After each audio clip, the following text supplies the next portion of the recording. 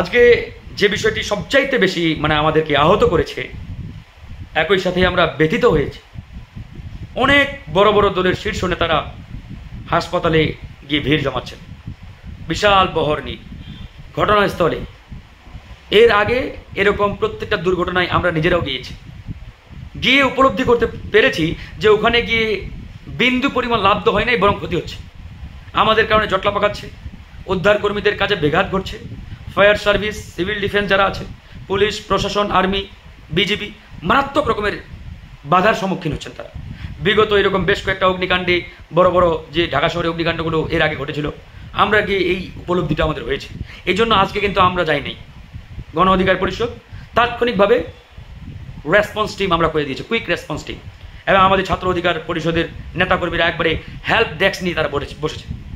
এখন পর্যন্ত প্রায় 5,000 ডোনার কালেক্ট করেছি আমরা রক্তের।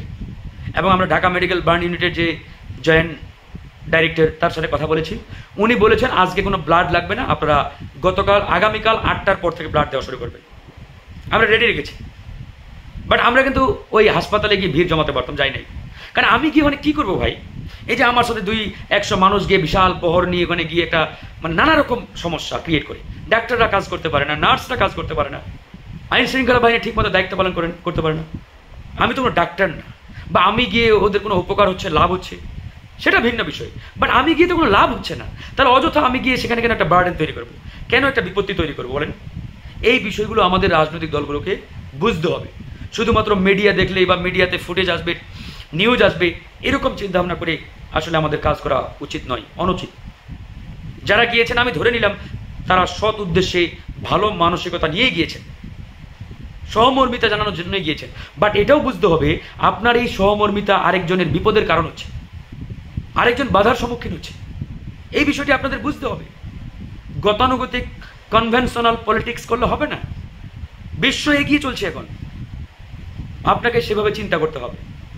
আমাদের ফায়ার সার্ভিস, সিভিল ডিফেন্স, আমাদের প্রশাসন, আইন শৃঙ্খলা বাহিনী, তারা আগের থেকে তো অনেকটাই আপডেট।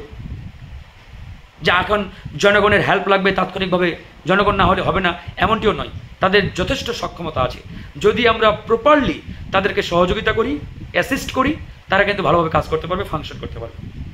বিগত প্রত্যেকটা ঘটনায় আমি দেখেছি। এই যে গত বছর আপনার গুলিস্তানের যে মার্কেটে আগুন লাগলো, একই ঘটনা ঘটেছিল। আমরা নিজেরাও গিয়েছি, গিয়ে দেখি মারাত্মক রকমের আমাদের কারণে সমস্যা হচ্ছে, আমরা তাৎক্ষণিকভাবে ওখান থেকে চলে আসছি।